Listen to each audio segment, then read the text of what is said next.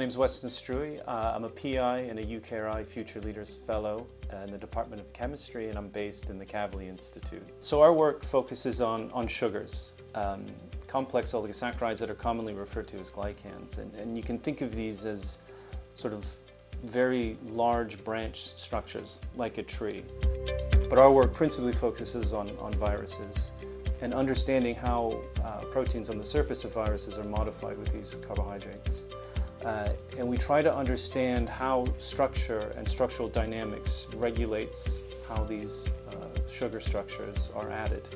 And then ultimately the interplay between dynamics with a biomolecular interaction that are largely carbohydrate dependent. And this can be with an antibody, an immune cell, a carbohydrate binding protein on immune cells, and host receptors. So the methods that we use vary, but they're largely based on mass spectrometry.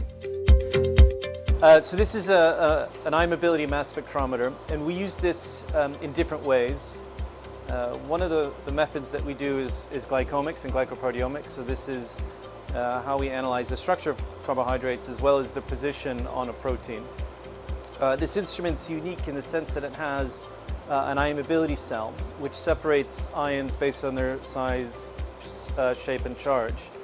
And that's particularly useful for us because, as I said earlier, carbohydrates, if you think about them like branch trees, have different shapes.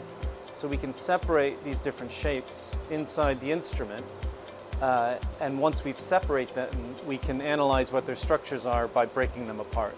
So you can kind of think of that as a puzzle, or putting a puzzle back together from its broken pieces. So one of the samples that we've been analyzing is a biotherapeutic that's based on a linear oligosaccharide. And you can see that there are at least 3 peaks for the different isomeric structures. So it's the same structure but in different positional orientations. And then we can use the mass spectrum shown here of the 3 major peaks to figure out which one belongs to which spectrum, and then figure out what the structures are. So the Kavli is an ideal environment for many of us, particularly those of us in the chemistry department who are here. We've learned a lot in the brief period that we've been here, and it's a brilliant place for us to be. Looking forward to the collaborations, learning about new methods being developed by other groups. So I think it's very exciting to be here.